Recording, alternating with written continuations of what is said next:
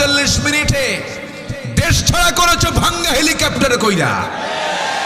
তোমার গ্রামের মাতব্বর নামাজ পড়ে না, বলবা নামাজ পড়েন নাকি? না, মাতব্বরি টিকে রাখতে হলে নামাজ ধরেন। কি আমি কি ভুল বলতেছি নাকি? মাতব্বরি টিকাবেন, হ্যাঁ নামাজ ধরেন।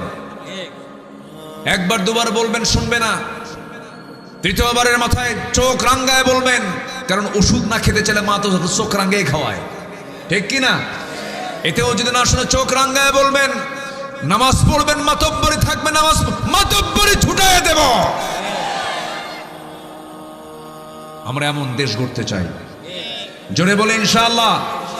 তোমরা যুবকরা ভুলে যেও না, তোমরা আন্দোলনকে ত্বরান্বিত করে মাত্র 45 মিনিটে দেশ ছাড়া করেছো ভাঙ্গা হেলিকপ্টারে কইরা। তোমরাই পারবা, কিন্তু বলেছি শুরুতেই চরিত্র ঠিক রাখবা, নেশার দিকে যাবা না। জানো আজকে 50 লক্ষ মানুষ আজকে দেশে মাদকাসক্ত। এরা কি বানিয়েছিল দেশটাকে? মাদকাসক্ত হচ্ছে আজকে 50 লাখ। একটা পরিবারে মাদক সেবী থাকলে পরে পরিবারটা জাহান্নাম হয়ে যায়। কি করে দিয়েছে তারা? যুব মন্ত্রণালয় ছিল, শিক্ষা মন্ত্রণালয় ছিল, বসে বসে শুধু গাঁজা খাইছে ওরা, গাঁজা খাইছে, গাঁজা, ঠিক কিনা?